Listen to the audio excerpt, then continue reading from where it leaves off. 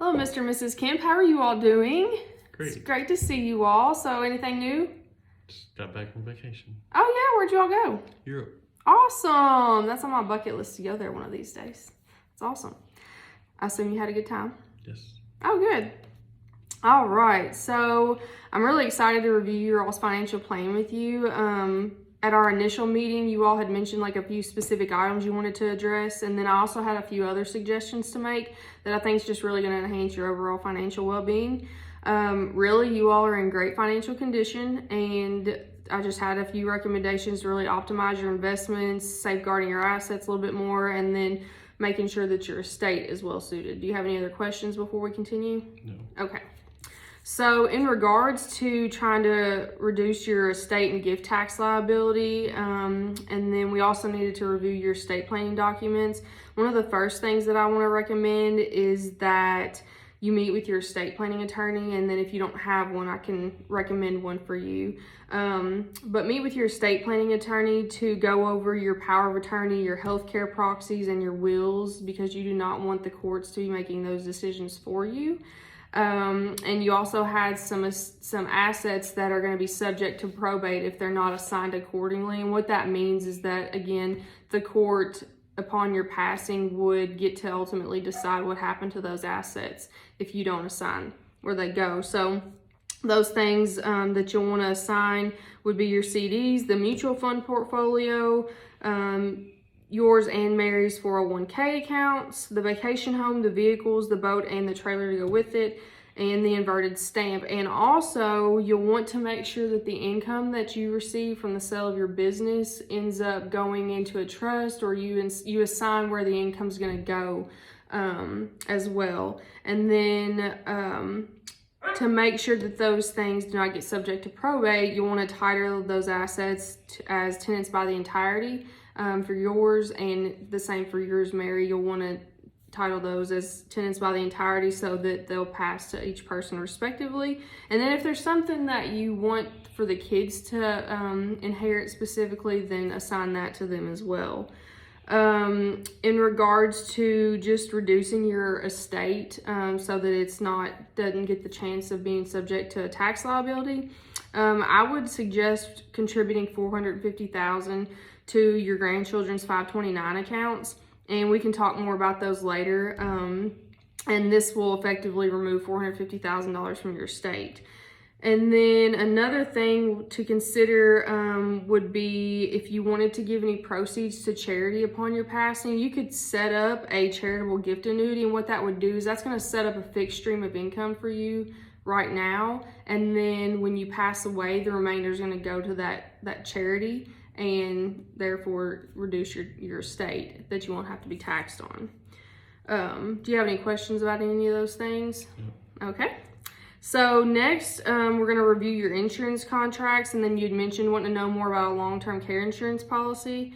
One of the things that you'd kind of talked about maybe was flooding might have been a concern of yours, and your current homeowner's policy doesn't actually have a flood policy on it. You usually have to get those separately. Homeowners policies do not typically carry insurance for that. So I would suggest you to get a flood insurance policy in addition to your homeowners if that was a concern to you. But your home's not really in a floodplain, so I'm not sure that I would spend the money on such a thing.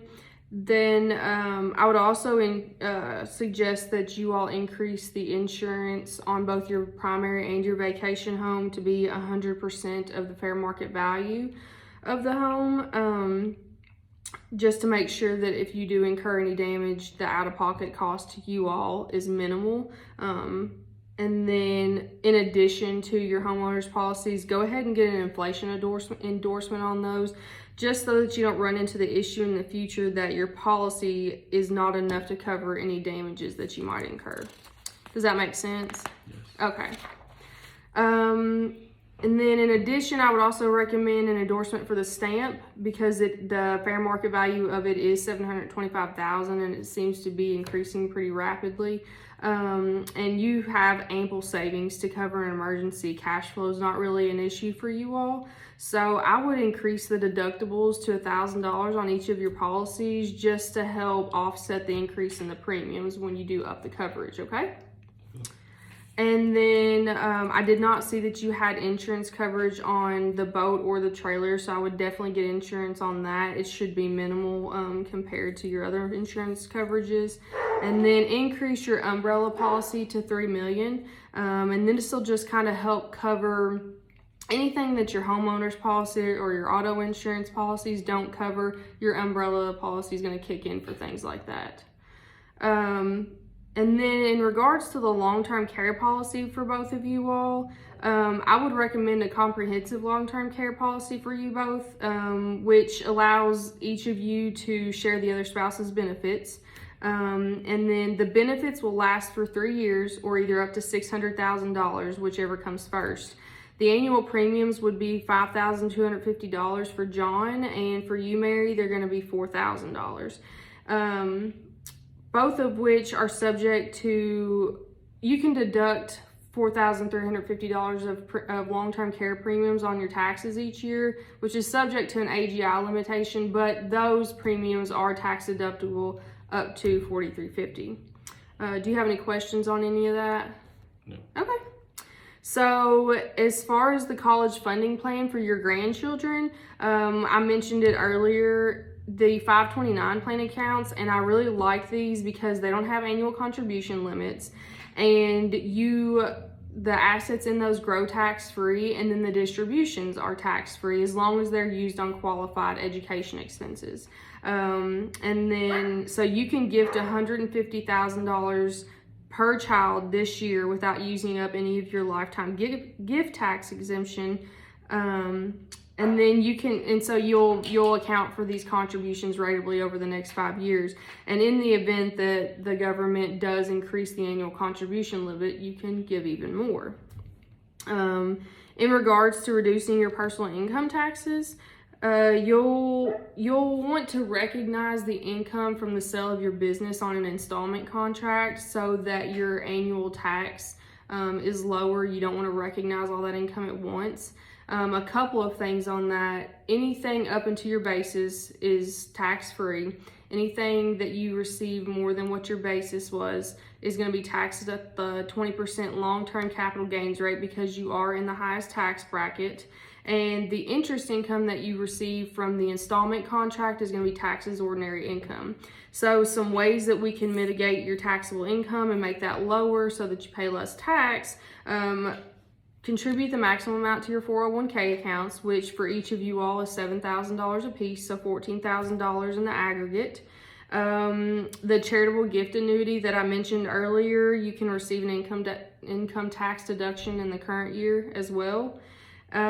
Since you all will be able to itemize your deduction, medical expenses, long-term care policy, real estate taxes, the mortgage interest that you've already paid for this year, that stuff's going to be tax deductible. That'll help reduce your tax liability. Another thing, that the stock A that you have in your stock portfolio, you've got such a big loss on it, I would recommend selling that. And the losses that you generate on the sale of that stock, you can actually offset some of the long-term capital gains on the sale of your business. So that will really, really help reduce your income taxes. If you have any other cash donations you'd like to make to qualified charities, that could really help reduce your taxable income. And then you all had asked about qualified charitable contributions from your 401k accounts. You actually can't do that until you reach 70 and a half, but when you get to that age, you certainly can do that and it'll reduce your income tax liability. Do y'all have any questions on any of those items? No. Okay.